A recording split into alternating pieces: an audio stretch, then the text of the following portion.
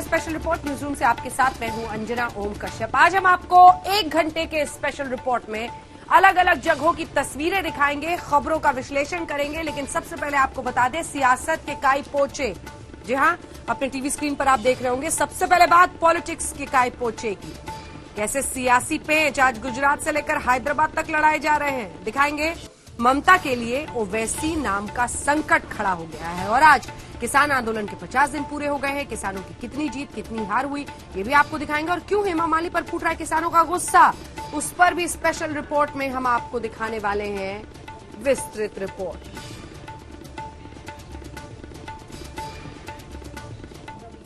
आज मकर संक्रांति है, शुभ पर्व है, धार्मिक मायने हैं इसके। लेकिन इस धार्मिक पर्व के क्या सियासी मायने निकाले जा रहे हैं, वो आइए आपको दिखाते हैं। कैसे अहमदाबाद से लेकर आपने पूरे भारत के देखा होगा, आज पतंगबाजी की तस्वीरें आ रही हैं। सियासी कहानी है इसमें। चली चली रे पतंग मेरी चली रे, चली चली रे पतंग मेरी चली रे, चली बादलों के पार होके डोर पे सवार, सारी दुनिया ये देख देख चली रे, चली चली रे पतंग मेरी चली रे। इलाका मोदी का, पतंग ओवैसी की। संक्रांति को भी पिलाई ली हमारी पतंग, पिलाना पड़ा हमारी पतंग को।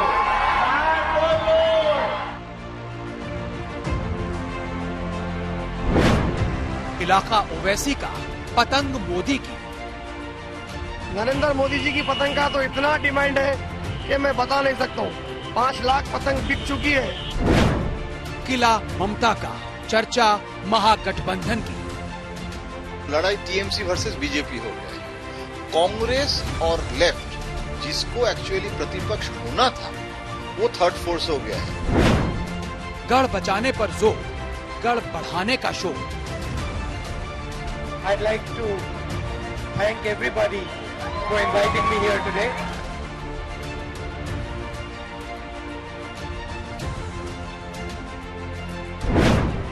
किसकी उड़ेगी पतंग, किसकी कटेगी डोर। बड़ी मेहरबानी, उनको भगवान ताकत दे, ऊपर वाला खुदा उनका साथ दे। उन्होंने बिहार में भी हमारा सहयोग किया था, यूपी में भी करेंगे और बाद में पश्चिम बंगाल में भी करेंगे। काई पोछे पॉलिटिक्स। चली चली रे पतंग मेरी चली रे, चली चली रे पतंग मेरी चली रे, चली बादलों के पार होके डोर पे सवार, सारी दुनिया ये देख देख चली रे। ये देखकर आप पूरा मामला तो समझ ही गए होंगे, लेकिन आइए आपको दिखाते हैं। पतंगबाजी की तस्वीर आपने पूरे देश की देखी होगी, लेकिन अगर अहमदाबाद में ओवैसी की पतंगे उड़ाई जाए और हैदराबाद उनके गढ़ में नरेंद्र मोदी की पतंगे, तो मामला सियासी होगा। देखिए।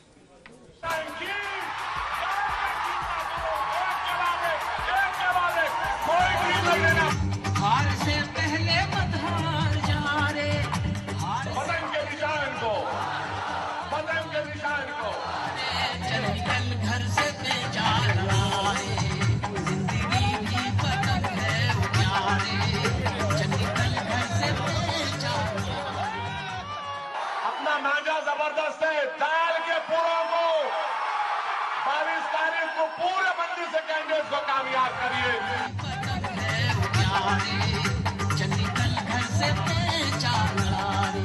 अहमदाबाद के आसमान में उड़ी पतंगों ने गुजरात की सियासत में नए पतंगबाज और नए पेज की संभावना को जन्म दे दिया। वहीं अहमदाबाद से दूर हैदराबाद में अब की बार पतंगबाजी से नया सियासी पैगाम दिया गया। मकर संक्रांति के दिन आसमान में उड़ी पतंग और उस पतंग के पीछे की सियासी डोर के मायने बहुत बड़े हैं, क्योंकि इस खेल में खिलाड़ी बड़े बड़े हैं। संक्रांति को भी पिलाई ली हमारी पतंग, पिलाना पड़ा हमारी पतंग को। नाक बोलो, तुम अपने घर से उड़ाए नहीं उड़ाए, तुम्हारे हाथ से हमारा पतंग मिल रहा था। जबानी बाजीगरी से ओवैसी तंज कसते हैं पतंगबाजी की इन तस्वीरों पर। ओवैसी की पार्टी का पतंग निशान बंगाल, उत्तर प्रदेश से लेकर गुजरात तक पहुंच चुका है।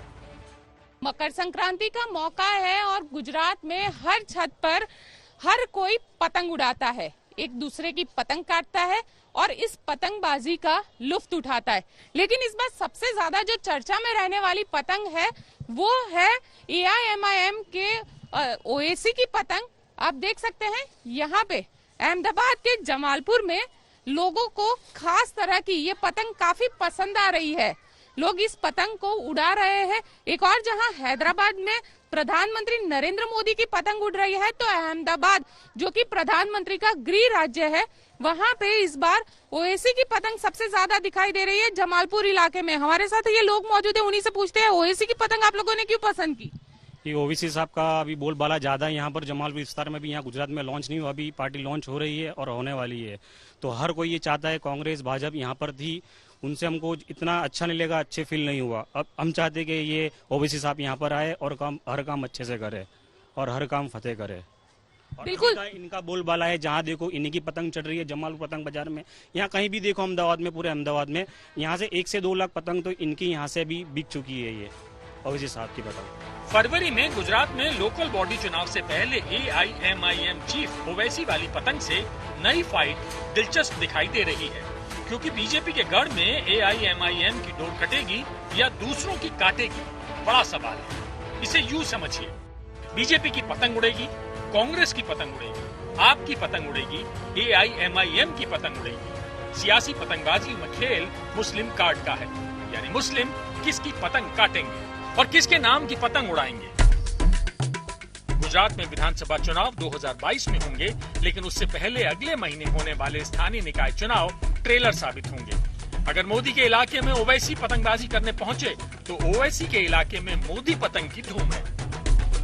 हैदराबाद की राजनीति में हमेशा से MIM के पतंग का परचम बुलंद रहा है, लेकिन इस बार हैदराबाद के बाजारों में मोदी के नाम की पतंग की धूम है। बिहार की जीत से उत्साहित असदुद्दीन ओवैसी ने जहां बंगाल का रुख किया है, वहीं उनकी नजरें राजस्थान और गुजरात के चुनावों पे भी हैं। ये साफ जाहिर करता है कि हैदराबाद की पार्टी की नजरें अब राष्ट्रीय राजनीति में पतंग की पेंच लड़ाने की है। आपको ये तस्वीरें याद होंगी जब हैदराबाद लोकल चुनाव में ओवैसी ने पतंगबाजी वाला स्टाइल दिखाया था। अब ओवैसी के शहर में भारतीय जनता पार्टी सिर्फ पतंग उड़ा नहीं रही, बल्कि बांट भी रही है। आज मेरी विधानसभा में कई सारी जगहों पर छोटे छोटे बच्चों को मोदी जी की पतंग वितरित की गई है और साथ ही साथ उन तमाम बच्चों को ये कहा गया कि सावधानी से आपको पतंग उड़ाना है। हैदराबाद में मोदी की पतंग खूब उड़ रही है, लेकिन पेंच कई पार्टियां लड़ा रही हैं, डोर कई सियासी पार्टियों के हाथ में है। आप पतंग की डिमांड से समझ सकते हैं कि किसकी पतंग कितनी उड़ रही है।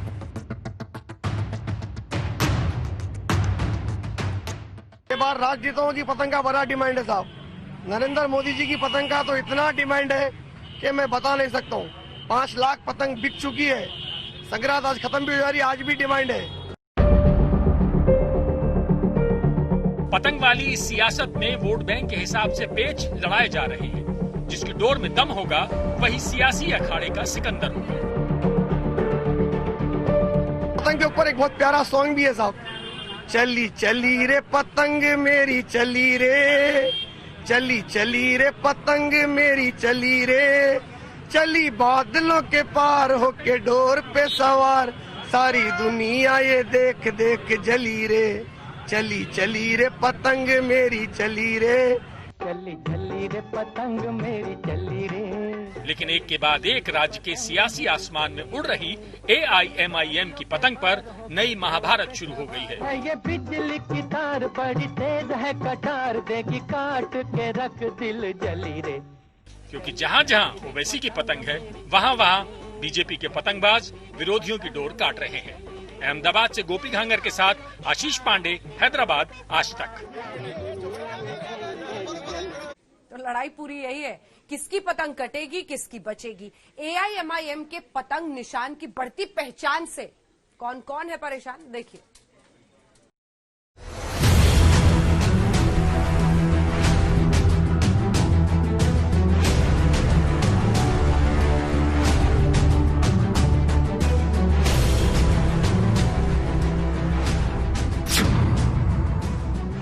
क्या AIMIM और बीजेपी में दोस्ती है? नहीं, उनको भगवान ताकत दे, ऊपर वाला खुदा उनका साथ दे, उन्होंने बिहार में भी हमारा सहयोग किया था, यूपी में भी करेंगे और बाद में पश्चिम बंगाल में भी करेंगे। क्या बीजेपी की बी टीम है ओवैसी?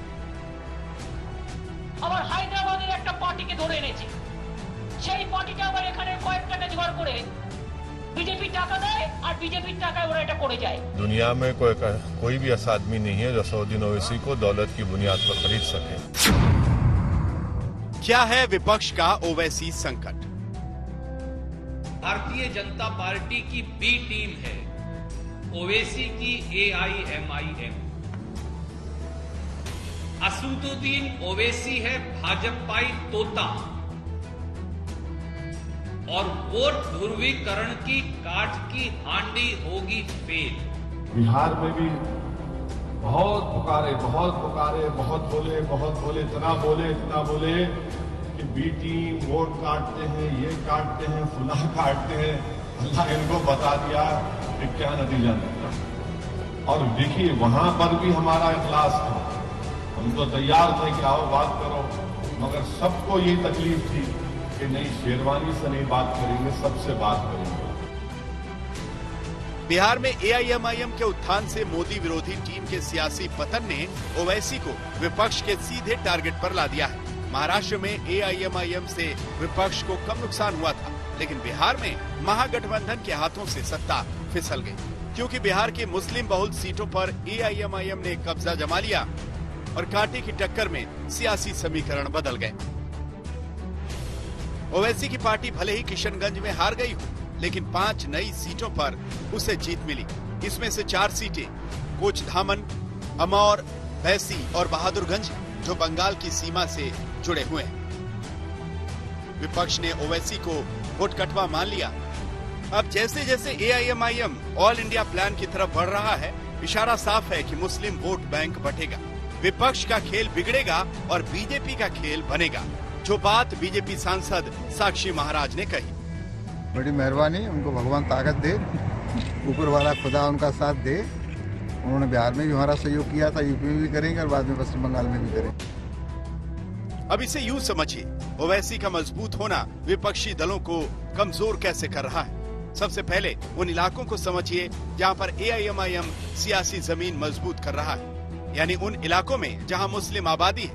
इसे यूं समझिए, बिहार में मुस्लिम आबादी करीब 17% है, बंगाल में मुस्लिम आबादी करीब 30%, उत्तर प्रदेश में मुस्लिम आबादी 19%, गुजरात में मुस्लिम आबादी 9.7%।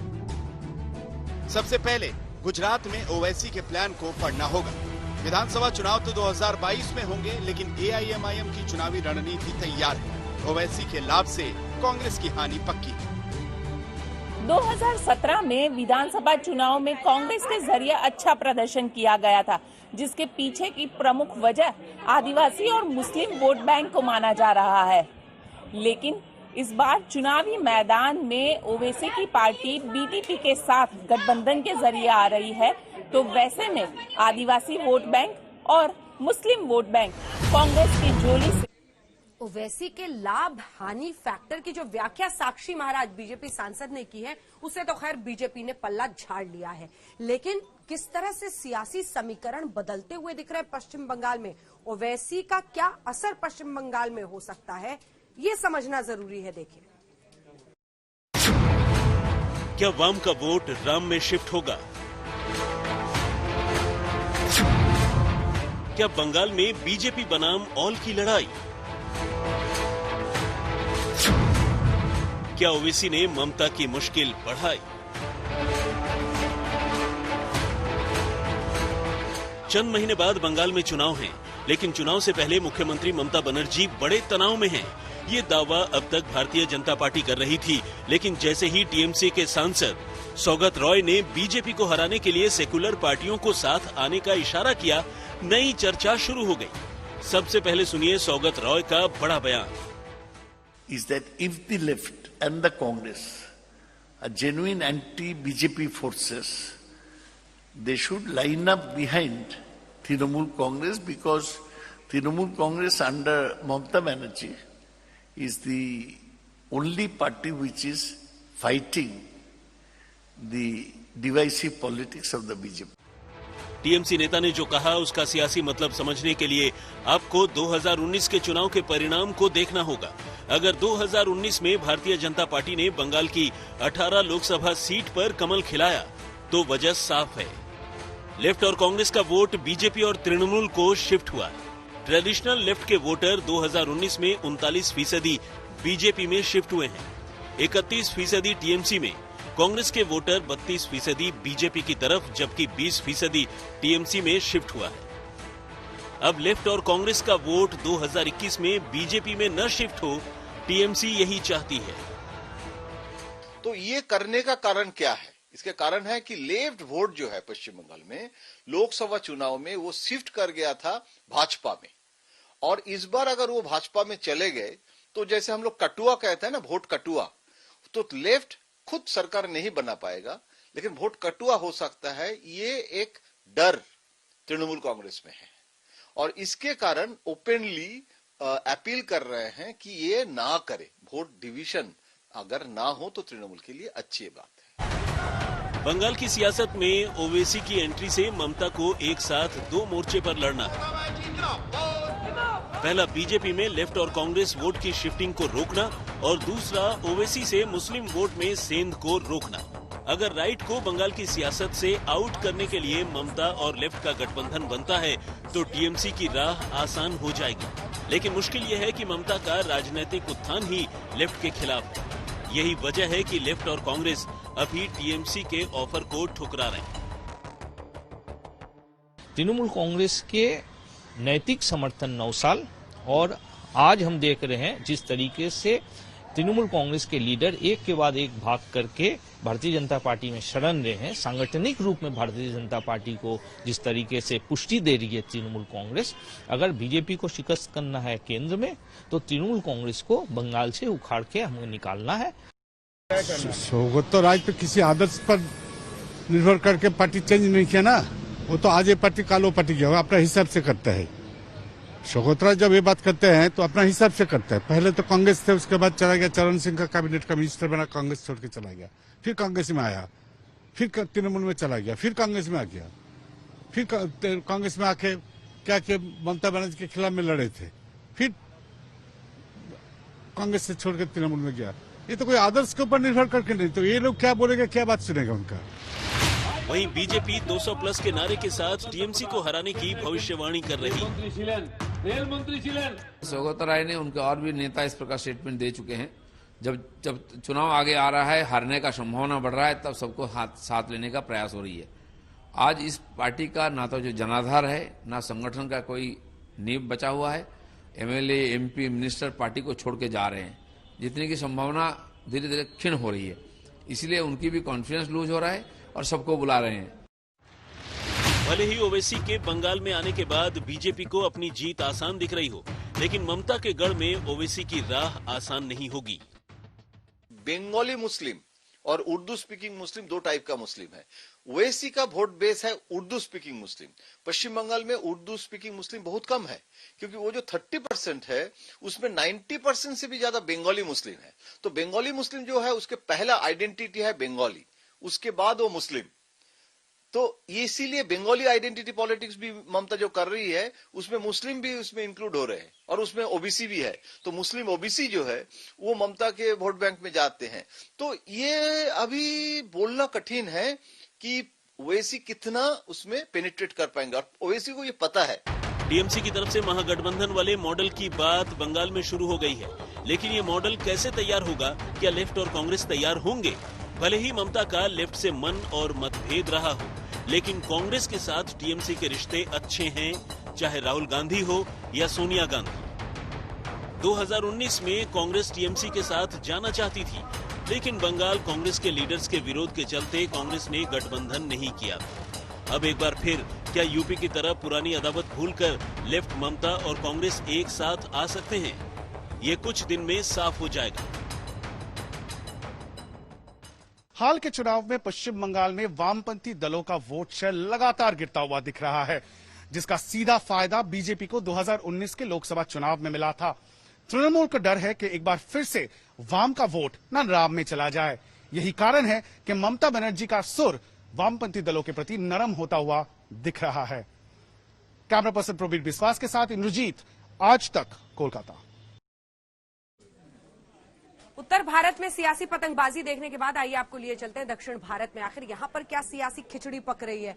ये इसलिए कहा जा रहा है क्योंकि राहुल गांधी, जेपी नड्डा बीजेपी अध्यक्ष और आरएसएस प्रमुख सब पोंगल मनाने दक्षिण भारत में पहुंचे हैं।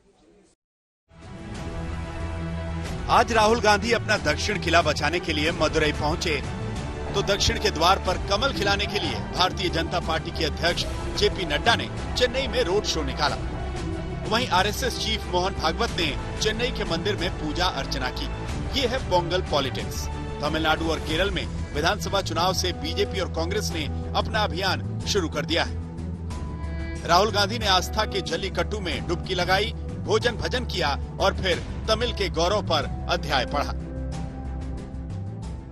I am happy to see that Jallikattu is being organized in a systematic and safe way so that both the bulls and the youngsters are safe and everybody is taken care of. Congress ने लोकसभा चुनाव में 52 सीटें जीती थी, जिसमें बड़ा हिस्सा दक्षिण भारत का है। वहीं तेलंगाना में अच्छे प्रदर्शन और तमिलनाडु में एआईएडीएमके के साथ बीजेपी का गठबंधन है और बीजेपी ने दक्षिण भारत में विस्तार के लिए पूरी ताकत झोंक रखी है। आपको ये तस्वीर याद होगी जब हैदराबाद के लोकल चुनाव बीजेपी ने पूरी ताकत से लड़ा और रिजल्ट अच्छा आया।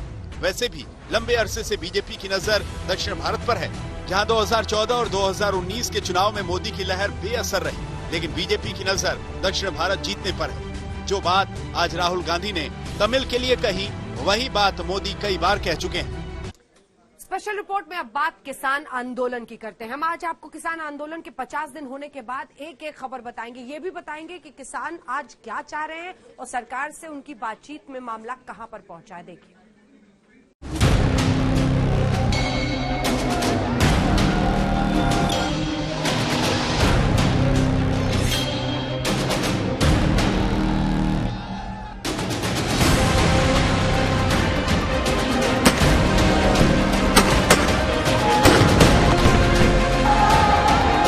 किसान आंदोलन के 50 दिन हो गए।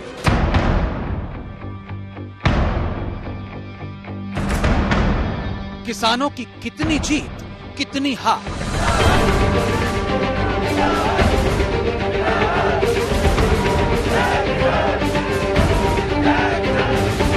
सुप्रीम कोर्ट पर क्यों नहीं किसानों को विश्वास?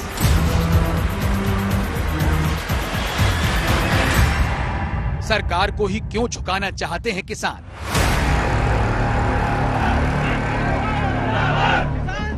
छब्बीस जनवरी पर ट्रैक्टर परेड के लिए क्यों अड़े किसान?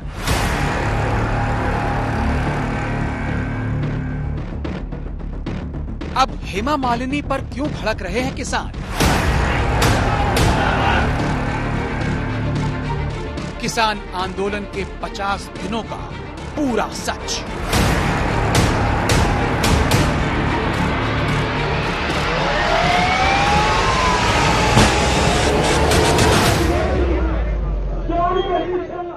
किसानों के इस आंदोलन के 50 दिन हो गए। दिन रात किसान डटे हुए हैं दिल्ली की सीमाओं पर, लेकिन अभी तक पूरी तस्वीर अगर इन 50 दिनों की देखी, कहां पर किसानों को मिली जीत, कहां पर करना पड़ा हार का सामना, क्या है सरकार पर दबाव बनाने का उनका आगे का प्लान, देखिए।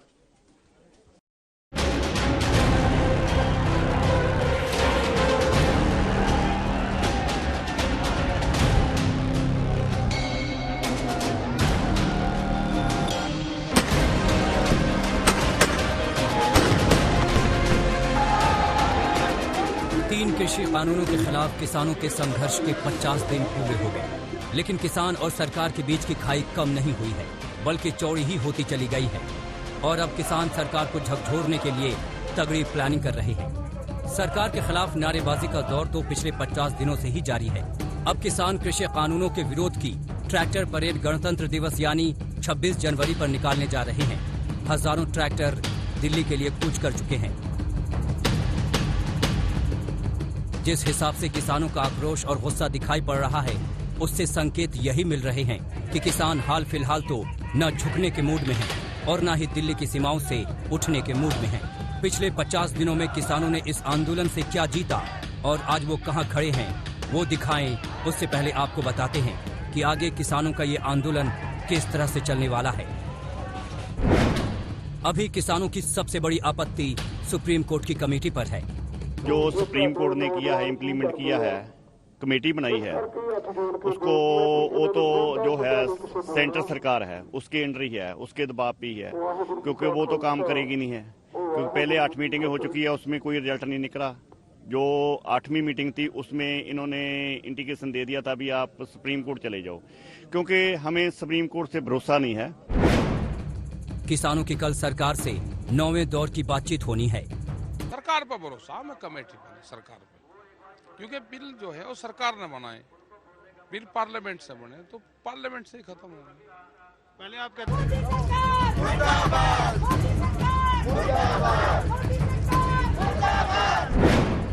18 जनवरी को महिला किसान दिवस के रूप में मनाया जाएगा।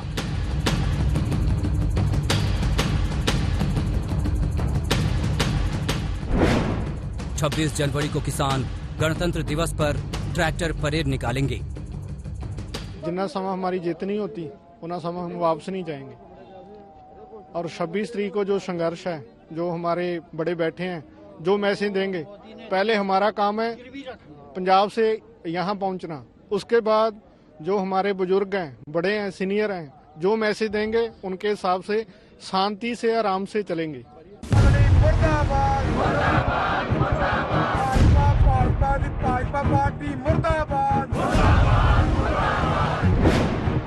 जो किसानों के खिलाफ बोलेगा उसके पुतले फूंके जाएंगे। अब किसान आंदोलन इन्हीं मुद्दों पर फोकस रहने वाला है। अब आपको दिखाते हैं कि पिछले 50 दिनों में किसानों ने क्या क्या किया है। ये अस्पताल देख रहे हैं, किसानों ने आंदोलन की जड़ें जमाने के लिए टेंट में ही अस्पताल स्थापित कर दिया है। किसानों का चेकअप किया जा रहा है। अस्पताल में पूरी फार्मेसी खोल दी गई है। साफ स्वच्छ बेड का इंतजाम है। बाकायदा वैक्यूम क्लीनर से सफाई होती है। चेकअप की सारी मशीनें हैं, यानी इमरजेंसी की सारी सुविधाएं इस अस्पताल में मौजूद हैं। ये अस्पताल सिंघू बॉर्डर पर बनाया गया है। पिछले दिनों ठंड और आंदोलन में लगातार बैठे रहने के चलते कई किसानों की मौत हुई है। उसके लिए अब ये इंतजाम कर लिया गया है। किसानों का कहना है कि अब तो ये अस्पताल टेंट में है, लेकिन आगे इसके पक्का होने की नौबत भी आई तो करेंगे। कोई हॉस्पिटल चलता फिरता नहीं है, परमानेंट बढ़िया तरीके से प्रॉपर हाइजेनिक हॉस्पिटल बना हुआ है, जो कि बस ये है कि वो बिल्डिंग में नहीं है, वो टेंट में है। अगर आप लोकल कस्बे में देखें शायद आपको इस तरह की हॉस्पिटल मिलेंगे। नीट एंड क्लीन हॉस्पिटल बना है, फार्मेसी बनी है, लैब बनी है, तो सभी व्यवस्थाएं हैं। और अगर सरकार नहीं झुकेगी तो फिर पक्का भी हो जाएगा, ये बड़ा भी हो जाएगा। कितने बेड का बनाया है? कितने बेड? ये 8 बेड का। क्या सुविधा यहाँ पर दी जा रही है? सुविधाएं सारी जो बेसिक इमरजेंसी है वो सारी क्योर की जाती है। कौन सी मशीन लगाई गई? यहाँ पे बॉडी मॉनिटरिंग है, ECG मशीन है, ऑक्सीजन सिलेंडर्स है, और बाकी इंजेक्टेबल्स वगैरह, ड्रिप वगैरह जो चाहिए पेशेंट को, वो जो बेसिक इमरजेंसी के लिए चाहिए वो सारा कुछ है। कृषि कानूनों के खिलाफ किसानों ने पिछले 50 दिनों में सरकार से कौन कौन सी बातों पर हामी भरवा ली और कैसे सरकार को झुकाने की कोशिश की, साथ ही कृषि कानूनों को लेकर क्या पॉलिटिक्स हुई। 3 दिसंबर सरकार ने आश्वासन दिया कि MSP के साथ छेड़छाड़ नहीं होगी। किसान बोले कानून रद्द करो। 8 दिसंबर किसानों ने कृषि कानूनों के खिलाफ भारत बंद बुलाया। 25 राज्यों में बंद का असर रहा। 11 दिसंबर BKU भानु गुट की ओर से तीनों कानूनों को रद्द करवाने के लिए सुप्रीम कोर्ट में याचिका डाली गई। 12 दिसंबर किसानों ने अपनी मांगे मनवाने के लिए कई टोल प्लाजा फ्री करवाए। 17 दिसंबर दिल्ली के CM अरविंद केजरीवाल ने विधानसभा में कृषि कानूनों की प्रतियां फाड़ी। 8 जनवरी सरकार के साथ बैठक में किसानों ने नारे लगाए, जीतेंगे या मरेंगे। 11 जनवरी सुप्रीम कोर्ट ने कहा सरकार कानूनों पर रोक लगाए वरना हम लगाएंगे। 12 जनवरी सुप्रीम कोर्ट ने तीनों कृषि कानूनों पर रोक लगाई और 4 सदस्यीय कमेटी बनाई। 50 दिन नहीं हो गए पंजाब के अंदर पहले भी जेड़ा वा ये 7 सितंबर तो जेल पर अंदोलन रेल का अंदोलन चलिया वा। उस तो बाद जेड़ा 26 तरीक नूं दिल्ली दे विच अंदोलन चलिया 50 दिन च पहुंच गया वा। इस दे दौरान असीं मैडम जी कहना चाहुंदे हां कि पंजाब के अंदर अंदोलन चलाउंदे भी बहुत जड़ियां किसानां दियां मौतां होईयां वा। दिल्ली दे विच आया ते इधर भी मौतां होईयां वा। तकरीबन 70 मौतां जड़ियां उस तो वध मौतां हो चुकियां वा। पर जड़ी सरकार दी नीति ते नीयत है ਉਹਦੇ ਉੱਤੋਂ ਸਾਨੂੰ ਕੋਈ ਵਿਸ਼ਵਾਸ ਨਹੀਂ ਉਹਨਾਂ ਦੇ ਉੱਤੇ। ਇਹਦੇ ਦੌਰਾਨ 8 ਦੌਰ ਦੀਆਂ ਮੀਟਿੰਗਾਂ ਚੱਲ ਗਈਆਂ, ਇਹਦੇ ਵਿੱਚ ਕਿਸਾਨਾਂ ਨੂੰ ਸਮਝਾਉਣ ਦੀ ਕੋਸ਼ਿਸ਼ ਕੀਤੀ ਆ, ਆਪਣੀਆਂ ਪ੍ਰਪੋਜ਼ਲਾਂ ਦੇਣ ਦੀ ਕੋਸ਼ਿਸ਼ ਕੀਤੀ ਆ, ਚਿੱਠੀ ਦੇ ਉੱਤੇ ਚਿੱਠੀ ਦੇਣ ਦੀ ਕੋਸ਼ਿਸ਼ ਕੀਤੀ ਆ। ਤੇ ਜਦੋਂ ਮੀਟਿੰਗ ਦੇ ਵਿੱਚ ਜਾਂਦੇ ਆ ਉੱਥੇ ਮੀਟਿੰਗ ਤੋਂ 4 ਘੰਟੇ ਚੱਲ ਜਾਂਦੀ ਆ, ਪਰ ਜਿਹੜੇ ਮੰਤਰੀ ਆ ਉੱਥੇ ਜਿਹੜੇ ਮੀਟਿੰਗ ਕਰਨ ਵਾਲੇ ਉਹ ਮਸਾ 1 ਘੰਟਾ ਜਾਂ ਸਵਾ ਘੰਟਾ ਜਿਹੜਾ ਮੀਟਿੰਗ ਦੇ ਵਿੱਚ ਬੈਠਦੇ ਆ ਤੇ ਉੱਥੇ ਬੋਲ ਦਿੰਦੇ ਆ ਕਿ ਦੇਸ਼ ਦਾ ਬਹੁਤਾ ਵੱਡਾ ਹਿੱਸਾ ਜਿਹੜਾ ਕਿਸਾਨਾਂ ਦਾ ਉਹ ਜਿਹੜਾ ਵਾ ਬੋਲ ਰਿਹਾ ਬਿੱਲ अच्छे। और 50 दिन के किसान आंदोलन का नतीजा ये है कि अभी तक किसानों की कोई बात नहीं बनी है। ना तो किसान सुप्रीम कोर्ट की सुनने को तैयार हैं और ना ही सरकार की बात मानने को। किसानों ने सिर्फ एक लाइन पकड़ी है, तीनों कृषि कानून रद्द करो। सिंघू बॉर्डर से अमीषा माथुर के साथ आज तक ब्यूरो। आंदोलन का पूरा कैलेंडर आपने देख लिया, लेकिन इधर पहल सुप्रीम कोर्ट ने की। सुप्रीम कोर्ट ने तीनों कृषि कानूनों के अमल पर रोक लगा दी, 4 सदस्य कमेटी बनाई, ये सोचकर कि अब किसानों के साथ आंदोलन खत्म होगा और एक सार्थक तरीके से पूरा मामला आगे बढ़ेगा। लेकिन किसानों को तो जैसे सुप्रीम कोर्ट का भी मान नहीं रखने की उन्होंने ठान रखी है, क्योंकि उन्होंने इस कमेटी के साथ सहयोग करने से साफ इनकार कर दिया है। भूपिंदर सिंह मान, एक सदस्य जो इस कमेटी में थे, वो इससे हट गए हैं। अब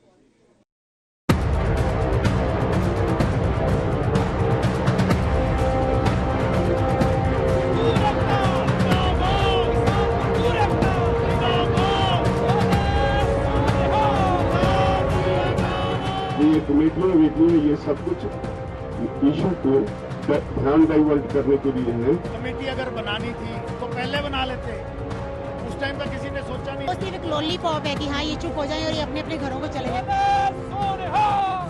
तीनों कृषि कानूनों के खिलाफ किसानों की गर्जना के बाद सुप्रीम कोर्ट ने हल निकालने की कोशिश की, क्योंकि ना तो किसान मान रहे थे और ना ही सरकार झुक रही थी।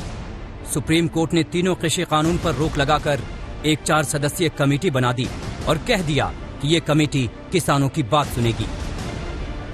लेकिन किसानों ने सुप्रीम कोर्ट के इस कमेटी को खारिज कर दिया। किसानों ने आरोप लगाया है कि कमेटी में सरकार की मिलीभगत है। किसानों ने कहा कि सरकार कान घुमाकर पकड़ना चाहती है। कमेटी में क्या हम जा रहे हैं? कमेटी में लोग कौन है? उनको तो फैसला आ गया कमेटी का, तो उन तो कमेटी बनने से पहले अपने फैसले दे रखे 1-2 महीने पहले। तो कमेटी से ज्यादा भरोसा आपको सरकार के मंत्रियों पर? सरकार पर भरोसा, हमें कमेटी बने सरकार पर, क्योंकि बिल जो है वो सरकार ने बनाए, बिल पार्लियामेंट से बने तो पार्लियामेंट से ही खत्म हो। नहीं, जो कानून है सरकार ने बनाए थे। जब 8 मीटिंग हो चुकी है उसमें कोई सिट्टा नहीं निकला हैगा। सुप्रीम कोर्ट में हम जाके क्या करेंगे? जो उन्होंने कमेटी बनाई है, जो कोई भी कमेटी बनती है, कमेटी तो किसी भी कानून को ठंडे बस्ते में डालने के लिए बनती है। कमेटी बना दो, वो ठंडा हो जाएगा तो किसान चले जाएंगे। ऐसा नहीं होगा। हम जाएंगे 26 तारीख को, हम दिल्ली कूच करेंगे। मार्च जो होगा वो निकालेंगे ट्रैक्टरों से। आप छोटा कमेटी बना लो, आप कोर्ट में चले जाओ, ਉਹ ਹੀ ਰੋਕ ਜਿਹੜਾ ਆਇਆ ਸਰਕਾਰ ਨੇ ਕੀਤਾ ਵਾ ਕਿ ਜਿਹੜੀ ਸਰਕਾਰ ਕੋਰਟ ਵੱਲ ਨੂੰ ਰੋਕ ਕੀਤਾ ਵਾ ਤੇ ਕੋਰਟ ਨੇ ਸੁਪਰੀਮ ਕੋਰਟ, ਮਾਨਯੋਗ ਸੁਪਰੀਮ ਕੋਰਟ ਸਭ ਤੋਂ ਉੱਚਮ ਅਦਾਲਤ ਆ ਸਾਡੀ, ਅਸੀਂ ਉਹਨਾਂ ਦਾ ਸਤਿਕਾਰ ਕਰਦੇ ਆ। ਪਰ ਜਿਹੜਾ ਫੈਸਲਾ ਕੀਤਾ ਵਾ ਉਹ ਇਹਨਾਂ ਨੇ ਸਟੇ ਦੇ ਕੇ ਇੱਕ ਕਮੇਟੀ ਜਿਹੜੀ ਬਣਾਈ ਆ ਉਹਨੂੰ, ਉਹ ਸਾਨੂੰ ਠੀਕ ਨਹੀਂ ਲੱਗਦਾ, ਕਿਉਂਕਿ 4 ਮਹੀਨੇ ਤੋਂ ਅੰਦੋਲਨ ਚੱਲ ਰਿਹਾ। 4 ਮਹੀਨੇ ਦੇ ਅੰਦਰ ਸੁਪਰੀਮ ਕੋਰਟ ਸਭ ਕੁਝ ਦੇਖ ਰਿਹਾ ਦਾ ਤੇ ਉਸ ਦੇ ਅੰਦਰ ਸਾਰਾ ਵੇਖ ਲੈਣਾ ਚਾਹੀਦਾ ਸੀ ਕਿ ਜਿਹੜੇ ਕਾਨੂੰਨ ਬਣੇ ਆ ਇਹਨਾਂ ਦਾ ਜਿਹੜਾ ਖਰੜਾ ਤਿਆਰ ਹੋਇਆ ਵਾ ਇਹ ਜਿਹੜਾ ਵਾ ਬੁੱਧੀਜੀਵ ਜਾਂ खेती के माहर ਜਾਂ किसानों को लेकर नहीं बनाया गया। ਇਹ ਜਿਹੜਾ ਖਰੜਾ ਵਾ ਅਡਾਨੀਆਂ ਬਡਾਨੀਆਂ ਤੇ ਕਾਰਪੋਰੇਟ ਘਰਾਣਿਆਂ ਦੀ ਅਧਿਕਸ਼ਾ 'ਚ ਬਣਾਇਆ ਗਿਆ ਵਾ। ਔਰ ਜੋ ਇਹ ਪਾਸ ਕੀਤੇ ਆ ਪਾਰਲੀਮੈਂਟ ਦੇ ਅੰਦਰ, ਰਾਜ ਸਭਾ 'ਚ ਪਾਸ ਕੀਤੇ ਆ, ਉੱਥੇ ਵੀ ਲੋਕਤੰਤਰ ਦੀਆਂ ਧੱਜੀਆਂ ਡਾ ਕੇ ਬਗੈਰ ਵੋਟ ਤੋਂ ਪਾਸ ਕੀਤੇ ਆ। कमेटी बनने की देर हुई नहीं कि किसानों ने आपत्तियों का अंबार लगा दिया। 12 जनवरी को सुप्रीम कोर्ट ने 4 सदस्यीय कमेटी बनाई और 14 जनवरी को कमेटी के एक सदस्य भूपिंदर सिंह ने खुद को कमेटी से अलग कर लिया, क्योंकि भूपिंदर सिंह मान के नाम पर बवाल हो रहा था। आंदोलन कर रहे किसानों का कहना था कि भूपिंदर सिंह मान पहले ही तीनों कृषि कानून का समर्थन कर चुके हैं। सिर्फ मान ही नहीं, कमेटी के बाकी 3 सदस्यों को भी सरकार समर्थक बताकर किसान कमेटी को खारिज कर चुके हैं। लेकिन भूपिंदर सिंह मान ने कमेटी से खुद को अलग रखने के पीछे किसानों की भावनाओं को कारण बताया है और बयान भी जारी कर दिया। भूपिंदर सिंह मान ने कहा कि मैं सुप्रीम कोर्ट का आभार जताता हूं, लेकिन एक किसान और संगठन का नेता होने के नाते मैं किसानों की भावना जानता हूं। मैं अपने किसानों और पंजाब के प्रति वफादार हूं। इनके हितों से कभी कोई समझौता नहीं कर सकता। मैं इसके लिए कितने भी बड़े पद या सम्मान की बलि चढ़ा सकता हूँ। मैं कोर्ट की ओर से दी गई जिम्मेदारी नहीं निभा सकता। मैं खुद को इस कमेटी से अलग करता हूँ। अब किसान कह रहे हैं कि भूपिंदर सिंह मान का हटना ही कमेटी पर सवाल खड़े करता है। वो इस्तीफा आज दे चुके हैं और मेंबर बन तो ना करती है तो ये सुप्रीम कोर्ट के फैसले पर भी तो और केंद्र सरकार के जो मंशा वा उस पर भी एक सवालिया निशान खड़ा करता कि इसकी एक हिसाब नाल ओदी वैधता जिहड़ी आ ओदी वैधता कोई नहीं रह जाती, उस कमेटी की कोई वैधता नहीं रह जाती। ये बात है तो और जो भूपिंदर मान है उसने जो किसानों का विरोध है, जो देशवासियों का विरोध है, उसको देखते हुए उसने ये अपना नाम वापस लिया है। सुप्रीम कोर्ट ने ये बना दिया, कमेटी बना दी, उसको किसानों ने रद्द कर दिया। तो पूरी तरह वो जो सुप्रीम कोर्ट की कमेटी है उसको रद्द किया है। ये सरकार की भी नैतिक हार है। अभी जब एक सदस्य ने नाम वापस लिया है तो हम तो समझते हैं कि ये सुप्रीम कोर्ट की भी नैतिक हार है। वही वे उस विचारधारा के लोग थे जो बिलों का समर्थन जो कर रहे थे, वे वही तो थे। उनको लगा कि मुझे कमेटी में नहीं रहना चाहिए तो इस्तीफा दे दिया, उन्होंने ठीक करा। सुप्रीम कोर्ट की कमेटी में जो 4 लोग शामिल हैं उनके नाम भी जान लीजिए। भूपिंदर सिंह मान जो भारतीय किसान यूनियन के नेता हैं, अब कमेटी से हट गए हैं। प्रमोद कुमार जोशी अंतर्राष्ट्रीय खाद्य नीति अनुसंधान में पॉलिसी हेड रहे हैं। अशोक गुलाटी कृषि वैज्ञानिक हैं, भारत सरकार को एमएसपी पर सलाह देने वाली कमेटी के सदस्य रह चुके हैं। अनिल घनवट महाराष्ट्र शेतकारी संगठन के अध्यक्ष रहे हैं, किसानों को खुले बाजार में जाने की मांग की थी। हालांकि केंद्र सरकार अपनी सफाई में बार बार यही कह रही है कि सुप्रीम कोर्ट ने जो किया है सरकार ये नहीं चाहती थी, लेकिन सुप्रीम कोर्ट का फैसला सर्वमान्य है। दिल्ली से कुमार कुणाल के साथ आज तक ब्यूरो। इसी के साथ स्पेशल रिपोर्ट में न्यूज रूम से इतना ही। देश दुनिया की बाकी खबरों के लिए आप देखते रहिए आज तक।